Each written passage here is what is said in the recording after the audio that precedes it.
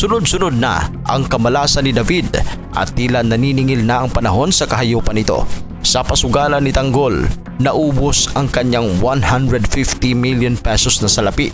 Walang kamalay-malay si David na ang pasugalan na kanyang napuntahan ay pag-aari ni Tanggol. Nang naubos nga ang kanyang pera sa sugal, ay dito isasangla ni David ang kanyang titulo na nagkakahalaga ng 700 million pesos. Agad namang dumating ang abogado ni David na si Vera at binigay ang titulong isasangla sa pag-asang makabawi sa perang natalo.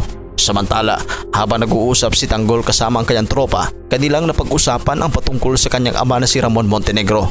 Dito nga ay pinaalam ni Madonna kay Tanggol na kanyang nakaharap ang asawa ng apo ni Senior Facundo na anak ni Ramon.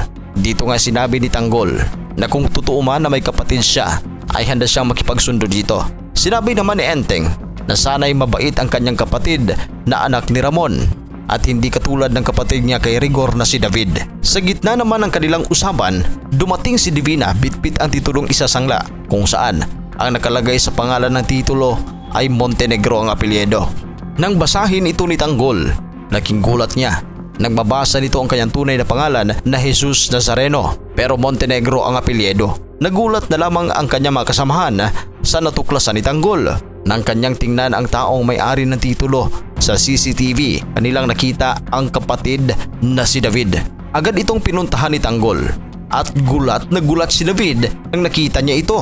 Sinabi ni Tanggol sa harap ni David na mula noon ay sobra-sobra ang pangmamalupit nito sa kanya at ngayon ay ninakaw pa ang kanyang pangalan at pagkatao. Sabay sabi na kanya itong papatayin. Dito nga ay pinagbubugbog ni Tanggol si David. Isa naman sa kaabang-abang ng mga eksena sa serye ang tapatang Rigor David laban kay Ramon. Tinutugis ni Ramon si David at wala itong takot na nagpunta sa Quiapo. Dito nga ay kanyang nakasagupa si David at Rigor kung saan ay nakipagsabayan din ang dating pulis. Sa gitna ng madugong engkwentro, natamaan ni Ramon si David at dito nga ay sinabi ni David na kahit patayin siya ni Ramon ay hindi niya mabago ang katotohanan na naloko siya nito. Dito nga ay tutuluyan na ni Ramon si David kasabay ang pag-iit na hindi hahayaan ni Ramon na sirain ang mga Montenegro ng isang katulad niya. Habang nanggagalitin naman sa galit itong ating bida, bumiyahe siya papuntang Quiapo para hanapin si David at iginiit na kanya ring papaslangin si Rigor.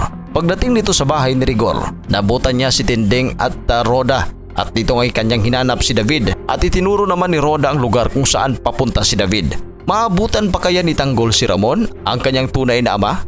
Abangan yan sa mga susunod at may init na eksena dito lang sa FPJ's Batang Quiapo. Sa mga hindi pa nakapag-subscribe, mag-subscribe na sa ating channel.